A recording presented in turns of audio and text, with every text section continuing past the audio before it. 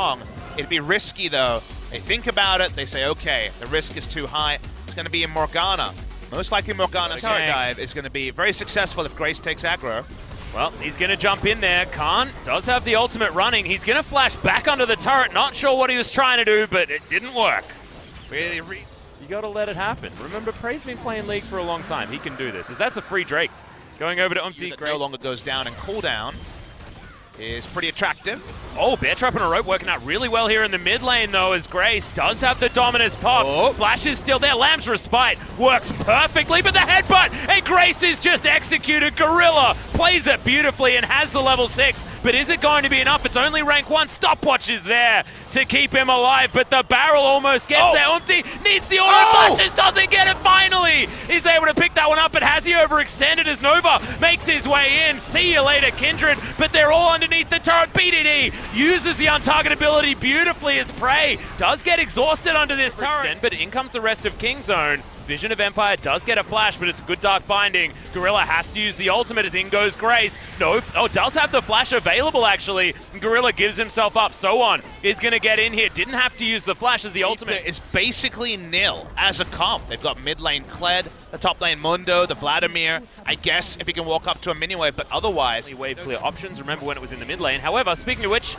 he's going to get ganked up towards the top side. So on does have the barrel available, but it didn't really do anything, and they're just charging underneath this turret. Khan probably didn't want to be the one tanking, but BDD didn't even need to get off Skull. It's going to be traded for an Ocean Drake, but this should be a turret going over to Kingzone, and they'll be able to even out that turret trade. Further examination, though, is if Jin can get the bot lane turret and end up with one extra thing, a kill for a Drake, you'll take the Drake.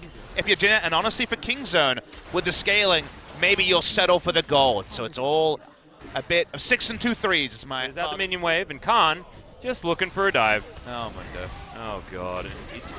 There's just no Grievous wounds, so it's just so depressing to watch. As Peanut's going to pick up the turret aggro, this could be the opportunity for So-On. He's actually pretty tanky, and he's going to walk his way out. That Drunken Rage buff feels really good for the Gragas. So for Kingzone, pretty big macro mistake. Yeah. Didn't feel like the great option. However, it is going to be a 1-for-1 trade as far as those turrets. Timing here as well for Grace, who's able to walk over to this Ocean Drake with his 2 items freshly purchased. 40 CS lead there as well as BDD has. Standard item is Rapid Fire Cannon, but we're not going to talk about items for a moment. Here comes Gorilla. Yeah, Headbutt Pulve comes down. Another charge comes in here as Grace is able to dance with the arrows to get his way out. And So On does get the ultimate, but BDD is going to get over that wall. No worries. Khan is going to land. Oh, ultimate will be necessary here from ďUNG, but just decides that he's not going to use it. Lamb's Respite just stays off cooldown. He knew that he wasn't going to survive anyway. Okay, someone's going to body slam his way in and out at the same time and has to flash to get himself over. I still think he hasn't done enough work. Body slam gets the reset though. With all those extra points, he is able to survive. Khan standing underneath the turrets, but the rest of the team not so lucky. And Grace, he's going to split push. Long cooldown on the Lamb's Respite. ďUNG doesn't use really huge damage cap. It's a Swain. He wants to get, work done zoning. Try and create room for the rest of the damage dealers on his team, and it's all about ďUNG really pumping out consistent damage in this fight from a good position as Jin have started the fight once again, and Khan getting taken down dangerously low. Stopwatch is there, but not healing him for that much given the Grievous wounds that is on top. Gorilla is going to jump in. It's a decent pulverize, and we've got crazy amounts of chaos in the middle of the fight. So Soul Shackles breaks up Kingzone, and Khan once again taking the brunt of the damage. Charge just to get continue to zone, and so much zone with the Swain and the Morgana. They take the Infernal and do Jin fully disengage. Easy to disengage from them. As okay, the charge is going to jump down onto Teddy. Could be in trouble, but Zhonya's comes in. Demonic Ascension already there as well, and getting a lot of work done. Hemoplague comes down. Teddy gets his way over the wall, but Jin look to have successfully disengaged, and the Swain grabs the kill. So-On jumps forward. They want Khan yet again, and ďUNG has found him. Red buff is on. He's getting slowed down. Meanwhile, the fight is happening on the top side as well. Khan will fall down, and Peanut is just body blocking for the rest of the Kingzone members, but Jin they found their fight. And Teddy's so used to positioning against his Kled. 2 games in a row, he's happy to be in the front. He had his stasis, he had the black shield. They win that fight very handedly. They get the inner turret, and what more can Jin get during these death timers? Yeah, well, they're looking for the inhibitor turret first. Remember, they've got a lot of damage on these structures, and they're even able to break the base in 2 places. This could be back-to-back Jin versus Kingzone games where Jin get up in game number 1. Remember, this was a team 0-8 before the start of this week.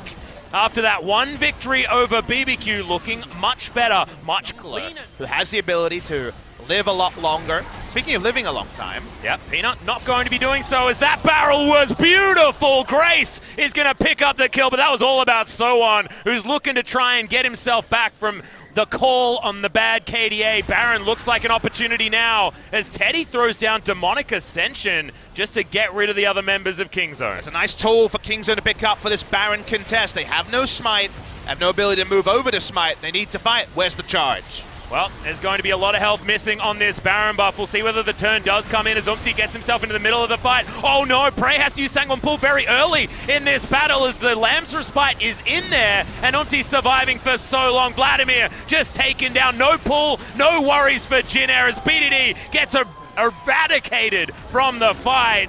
Gorilla comes in with a headbutt pulve to get rid of the Morgana, but this is a desperation play at best from Kingzone, and Jinair will get the Baron. Or will they? Looking for a very speculative steal. Yeah, well, he's going to be able to get in there, but it's not smite range at the moment. And that's another free mark going over to the Kindred, not to mention another jungler missing and another big buff for Jinair. Such a low percentage move from Peanut. Wave clear is abysmal. Some of their communication also. We saw the Alistair walking up. You have to wait for your Alistair to put down a control ward, then judge the situation. Bottom side, but that wave is pushing forward for Jinair, and they just want to take these open inhibs. They'll just move themselves in, park themselves with their Baroned up minions. So much damage now as well. Doesn't matter about scaling when you have a 4-stack Elder. Yeah, it's disgusting. Not to mention the fact that Grace has built full damage. Steric's there, his only defensive option. He's got a GA, he's feeling real good. Doesn't even have to hit these Nexus turrets because they've got triple siege minion beating down on them, and Gorilla, not a whole lot he can do. They're going to start the fight once again, but Kingzone are already melting. Good God, is that a tanky Mundo? I don't think so, as Jinair just eat through the Kingzone lineup. The Nexus will get taken out as well, and once again, Jinair are victorious in game one. Jinair do exactly what they need to do. They're thinking about it, and it will be the cannon. The Khan Kenny. So a ranged champion to try to deal with the Gragas in the top lane. I wonder if...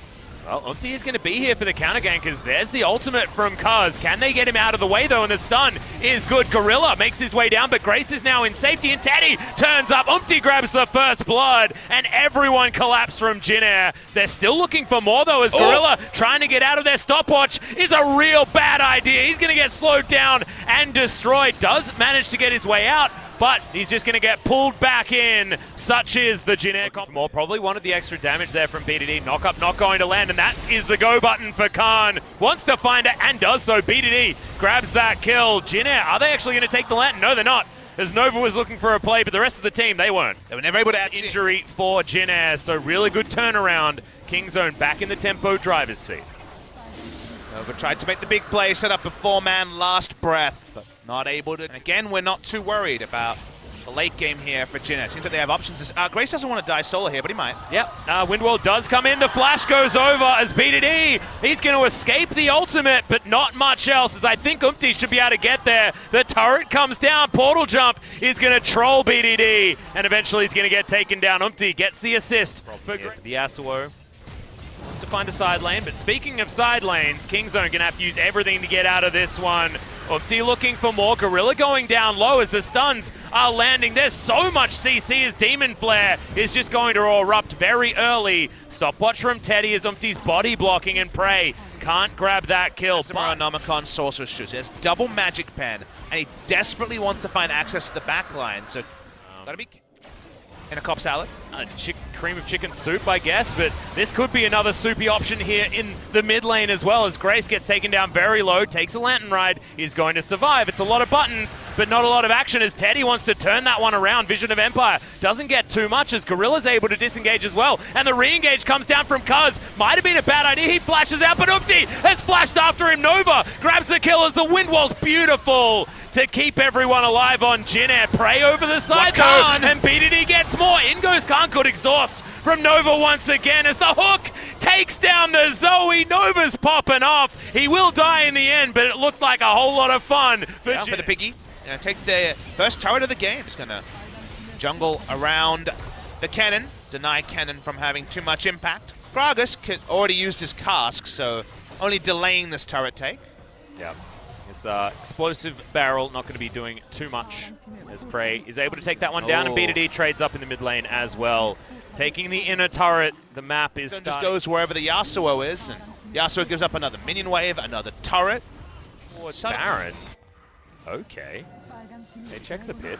Dragon goes down in favor of Kingzone. Very easy. And they sidestep the cube. Prey yeah, didn't know. Flies forward, and Prey just gets knocked up. He's in a bouncy castle as Nova landed the death sentence, but it could be his own, and he is going to go down. It is going to be traded, so we've got both of the supports dying here. Teddy. As Teddy jumps forward, it's a double kill for the Yasuo. Zonya's fantastic timing from the Swain, but he does eventually fall. And now Grace a little bit too low. Khan looking for his opportunity as the barrel for the disengage once again is there for Sohan. He flashes into the trouble bubble though, and that is not what you want. BDD, not a lot of options that he has. That flash from Umti was real fat, but not quite enough. And can Grace actually get on top of this fight? He wants the knock-up, does get it onto Khan in the back line, and is able to escape, at least for now. He's charged up the flow, but he can't get there. It's the 1-2 punch from Cuz. The explosive cask, as in goes Cuz towards the bottom side. It's going to be a 3 versus 1. The cask ain't great from the Gragas this time, and Cuz is going to lock down the kill. Jinair want to make use of this, but never move. They will be able to grab the QSS, but that's about it. And 4 Drakes once again. Obviously, his Drunken Rage is going to help, but Cuz is going to find the Sejuani. Umti in trouble now as the hook lands, but that's a very dead Miss Piggy. Teleport flies forward. Khan still wants more as Nova just dies. Okay, Windwall's going to stop the onslaught, but Kingzone... Well, Teddy takes about 1 billion damage from that Paddle Star. He does throw down his ultimate as Kingzone do pull away from the Baron. Flashes forward just to try and get some more, but he knew he wasn't getting anything there. The flash was odd, and Kingzone not going to jump fully off the Baron. They'll be able to take it down now. Yeah, that was silly from Teddy. Now his Summoner is down. Wanted to live longer by flashing, not be picked mercilessly by cousin friends before that happens. Well, I feel like the execution pop-up... Grace just having a great time. Clears out the minion wave. Yeah, pull them apart until you actually this wave, you mentioned 2. Certainly could be the one, as Cuz. He got a lot of work done bottom lane, and that's going to buy them the time. They just tank it up. Nova has to flash.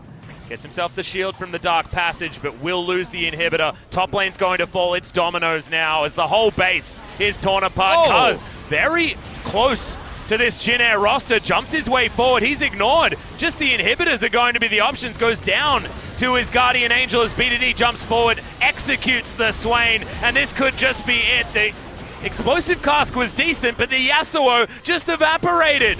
Kingzone, they haven't lost anyone yet, and they're looking to take down the base. It is going to be 1-1. It feels like history is repeating itself as they had so much damage. The Nexus just... This is actually how it's going to work out. Jinair don't really understand what the heck Kingzone's doing, so they're just going to lock away an Ezreal for Teddy and say, okay, we'll give Ocean Drake at 5 minutes. Happy times for his lane, especially Anivia. She's super stoked about this. Yeah.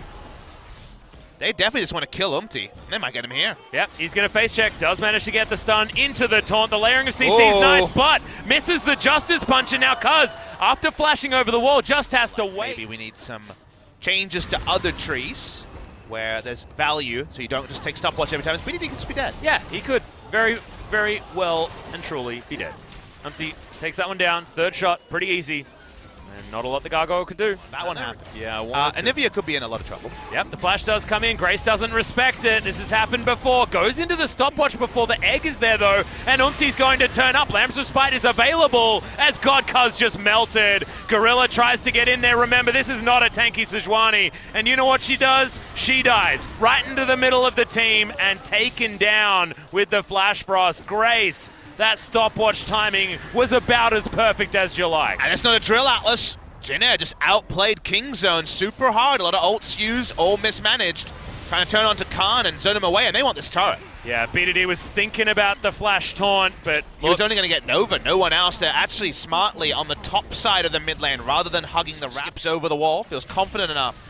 Go for the engage. Teddy, this could be a problem. Black Shield is going to eat up any potential CC, Double and the skill shots go wide. He's looking for that E to come back up, but doesn't get it in time, and Khan is able to get the pick off. Now Kingzone looking for Nova, and with 4 members down here, with a flash, they'll be able to do it eventually after the stopwatch comes down. Meanwhile, Cuz is just going to die in the river. Well, that was pretty dumb. Yeah, that was really dumb. Why is he there? The rest of his team was already cutting off one member. No one can respond to the Vladimir. Don't need to give up a kill there, Cuz. Whoops, goes the Cuz. Side of the map. Nova's here, spots it all out as Jin are able to set up for this one. The bombs are going to go wide as Umpty. Not going to be able to steal away the Dragon, but can they get the fight? They get a whole bunch of flashes, but not much. So far, Jin is going to take a turret for it. Probably going to be a turret for turret trade extended. Zilean had kind of given up on this by going top lane, so it made sense overall. But if they hear that the Rift Herald goes down, it might mean that 4 members just stay here on the bottom side of the map. Try and take down this turret, and it looks like they are certainly going to do that. Shelly's going to cry out in anguish as she gets taken down, but Khan, he gets hit by the bind, and that's a dead Kenny.